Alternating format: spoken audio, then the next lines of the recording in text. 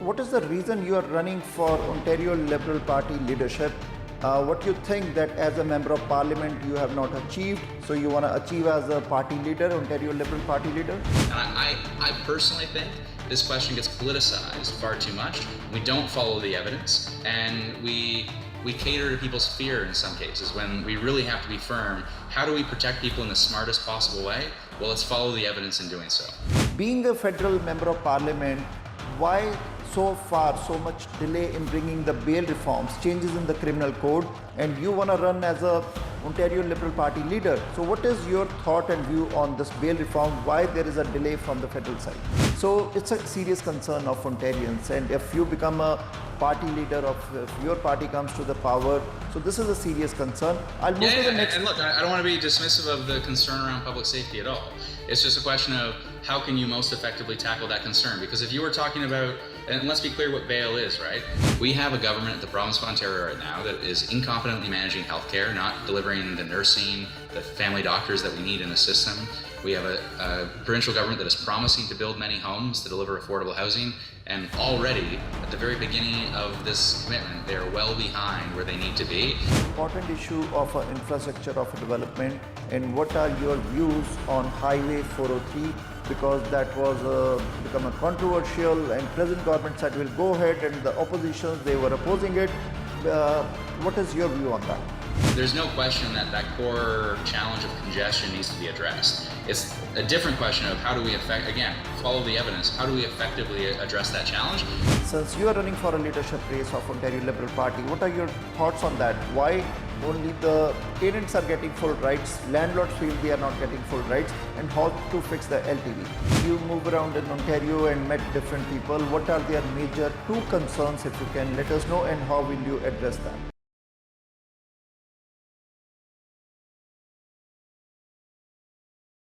ਸਾਡੇ ਨਾਲ ਅੱਜ ਸ਼ੋਅ 'ਚ ਮੌਜੂਦ ਹੈ ਓਨਟਾਰੀਓ ਲਿਬਰਲ ਪਾਰਟੀ ਦੇ ਉਮੀਦਵਾਰ, ਕਿਉਂਕਿ ਰੇਸ ਹੈ, ਇਲੈਕਸ਼ਨਸ ਹੋਣੀਆਂ ਹੈ, ਓਨਟਾਰੀਓ ਲਿਬਰਲ ਪਾਰਟੀ ਨੇ ਆਪਣਾ ਲੀਡਰ ਚੁਣਨਾ ਹੈ। ਸੋ ਉਹਦੇ ਉਮੀਦਵਾਰ ਨੇਟ ਅਰਸਕਿਨ ਸਮਿਥ, ਜਿਹੜੇ at present member of parliament beaches East York ਤੋਂ। ਉਹਨਾਂ ਦਾ ਸਵਾਗਤ ਕਰਦੇ ਹਾਂ, ਉਹਨਾਂ ਨੂੰ ਸਵਾਲ ਜਵਾਬ ਕਰਾਂਗੇ ਕਿ ਕਾਹਦੇ ਲਈ ਉਹ ਇਲੈਕਸ਼ਨਸ 'ਚ ਲੜ ਰਹੇ ਹੈ ਓਨਟਾਰੀਓ ਲਿਬਰਲ ਪਾਰਟੀ ਦੇ ਲੀਡਰਸ਼ਿਪ ਦੇ ਲਈ। Nate, welcome to Prime Asia. Thanks for having me. Nate, first of all, if you can let our viewers know who Nate Erskine Smith is and why you always say that you do politics differently. Sure. So first, I was a lawyer once upon a time, but my parents were both teachers, and my first experience in provincial politics was actually on the picket lines with my parents in the Harris years. And I saw at that time that if you want better from politics, you've got to participate, because at the time we were seeing politics that I didn't appreciate, and politics that wasn't good for our province. And so I actually left law for politics 10 years ago because of Justin Trudeau's commitment to do politics differently. And what that really meant at the time was that was empowering communities by empowering their representatives in Parliament, and to say we're all there as a team to deliver on certain things, but there's got to be a lot of freedom to allow strong voices on behalf of their communities to be strong voices in Parliament to deliver change and to help shape the government's agenda. And I've been serving in Parliament for the last 7.5 years, and I've made a huge difference in federal politics in a number of different ways, and we can talk about some of those ways. But I am convinced that I can make an even bigger difference here in the province of Ontario. I don't see the compassion, the competence, the integrity that I want to see in our provincial politics. I think we need more seriousness. We need to deliver on big picture issues, whether it's healthcare, education, and housing. And I'm convinced that this is where I can make the biggest difference in the next chapter of my political career.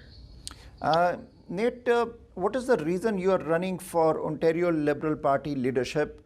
What you think that as a member of parliament you have not achieved, so you want to achieve as a party leader, Ontario Liberal Party leader? Yeah, so at the federal level I've been able to achieve a number of things, and I would mention addressing climate change by including pushing for greater ambition from the federal government. We've seen great action both to protect our planet but also to create jobs. I have been very strongly in support of increasing benefits for low-income workers, but also addressing wage fixing and making sure that our competition laws are much stronger. I have been very vocal about saving lives in the opioid crisis. I've been very vocal about investing in pediatric cancer research, and we made an announcement for $30 million this past January. Protecting kids online, especially as all our kids are growing up with the internet, and protecting privacy and their privacy online.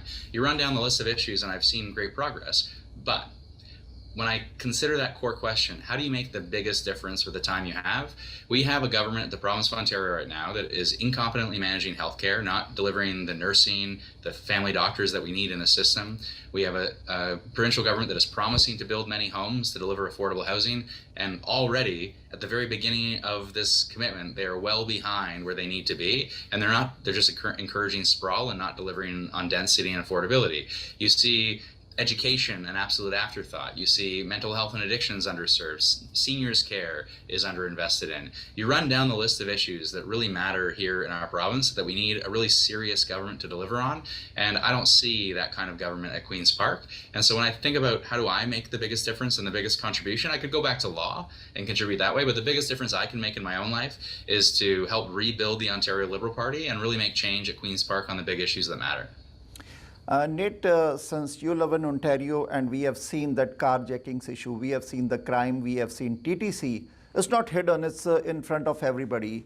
And when we say carjacking, it's armed robberies, and we see the bail reforms, and we see the criminals, repeated offenders, they are out on bail again and again, again and again, again and again. And it's a very serious concern of the residents of Ontario. Being a federal member of parliament, why so far so much delay in bringing the bail reforms, changes in the criminal code, and you want to run as a Ontario Liberal Party leader? So what is your thought and view on this bail reform, why there is a delay from the federal side? Okay, so let's pull this apart in a few different ways. First, let's start with carjacking, for example. We don't see carjacking people out on bail repeatedly. We do see, though, sophisticated crime elements that are using low-level individuals to commit these carjackings. And what we really need is law enforcement working hand in hand with the CBSA to really address the choke points. The Port of Montreal is one of them. And actually, we have seen investments in the CBSA from the federal government, and we've seen actually major action at the Port of Montreal. I've engaged with the Minister's office specifically on this. I've met with individuals in my community who have experienced carjacking, and there has been work to address that core issue and to deliver public safety in a more serious way on that issue. Now, when it comes to bail reform, initially when this conversation really reared its head and we saw certain stories, including the tragic murder of the young police officer, there are a couple things to be really clear about here. One is this an enforcement issue? So in some cases, people are not out on bail per se, but they're bench warrants where they should be arrested, they should be back in jail, and they're committing crimes when really it's an enforcement issue. But two, on the bail reform issue, I reached out to the Chiefs of Police Association. I've worked with them in the past and said, what changes do you want? And I know the federal government has reached out to provincial attorney generals and said, what changes do you want? I've done the same thing with the attorney general in BC because I had a past relationship. He used to be in the House of Commons. And I would tell you, most of the changes are actually at the margins. And I don't think that bail reform, as a reform to the criminal code and reform via federal laws, is going to deliver the kind of public safety that we're looking for. We do need strong enforcement. We do need to tweak rules and strengthen them where we can and where it makes sense. But overwhelmingly, and take an issue where you look at downtowns and the impact on downtowns, whether it's of homelessness, whether it's of mental health and addictions issues, the way you deliver public safety in many cases is actually by delivering public health. And I do think we have to take a step back and say, how do we address public safety and protect public safety in the smartest, most efficient way possible, using the resources that we've got and potentially increasing resources in some areas? And I personally think this question gets politicized far too much. We don't follow the evidence, and we cater to people's fear in some cases when we really have to be firm. How do we protect people in the smartest possible way? Well, let's follow the evidence in doing so. Nate, but criminals they are repeated offenders, and they should be behind the bars, not on the streets and in the communities again, because any murder happen, anything happen, we know they will get a bail and they are out again. And these are the same criminals in British Columbia, the same 60 or 40 criminals, they got arrested 6,000 times. That is all aware on the social media and the news also. So it's a serious concern of Ontarians, and if you become a party leader if your party comes to the power. So this is a serious concern. I'll move to the next. And look, I don't want to be dismissive of the concern around public safety at all. It's just a question of how can you most effectively tackle that concern? Because if you were talking about, and let's be clear what bail is, right? These are individuals who, in many cases, are awaiting a trial, due process under our criminal justice system where they haven't been convicted of something in that particular instance. Now, I will tell you, if they have a repeat history of violent crime, then there are already provisions in the criminal code that would signal to judges, don't let this person back out on the street. And so that's why I say you have to pull apart, where are the real challenges? Are the challenges with the law? If the challenge is with the law, let's change the law. Are the challenges with the direction to prosecutors and the direction to judges? Well, then let's change those directions. If the challenge is to the enforcement or application of the law by judges, let's address that. And if the challenge is actually enforcement at the police level, then let's address that, because there are instances where individuals are not out on bail proper, but there are bench warrants. They've failed to appear. They've failed to meet the terms of their bail conditions, and they should actually be back in jail as a result of that. And so I think it's very important to drill down. You've mentioned some statistics. It's very important to drill down on the data and say, where are the real challenges, and then where do we tweak the rules to make sure we're addressing those specific challenges? Nate, important issue of infrastructure of development, and what are your views on Highway 403, because that was become a controversial, and present government said we'll go ahead, and the oppositions, they were opposing it. What is your view on that? So it's interesting because this has come up in a number of conversations I've had already in building a team and encouraging people to participate in our politics. And we're at the very beginning of this. So I just launched last week this official campaign for leadership, and I'm standing at policy teams, and I have no doubt I'm going to get advice on Highway 413. Now, I will say from the outset, it's very obvious that we have a congestion challenge. Every time I cross the city, I'm in the East End here and I cross to Peel, it is an absolute nightmare. And too many people are spending too much time in their cars or commuting, and too much time away from their families. And so there's no question that core challenge of congestion needs to be addressed. It's a different question of how do we follow the evidence, how do we effectively address that challenge? Now, the government, we're not going to see another election until 2026. So I think one question that I would have is, what's going to be the state of play by 2026 to even have a conversation like this?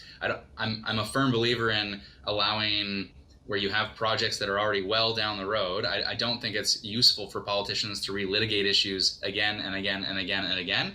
But if you were to ask me today, if the billions and billions of dollars spent on the highway make the most sense for addressing congestion, I would say, well, what are the transit experts telling us in terms of how we can eliminate congestion in the best possible way? And I completely understand the instinct to say, let's build a new highway because 407 was sold off so long ago, and we don't have access to that in the same way on a regular basis. So many of us who don't want to pay the tolls. So I think we got to be, it's clear to identify the challenge. It's the same with if repeat offenders are the challenge, or if congestion is the challenge, let's identify the challenge, but then let's be very specific and clear about how we pursue solutions in the most evidence-based way possible. And I can tell you, a Liberal Party led by me, we are going to be a party that builds infrastructure. A Liberal Party led by me is going to be a party that addresses congestion. I'm not yet at a place where I'm ready to lean into the specifics of one project over another. If we talk about landlord-tenant board, landlord says it's an ineffective board. Lot of resources provided by the government recently in the statements too. But still landlords feel their rights are not saved. They are not getting proper hearings. Their delays are so much. Files are pending.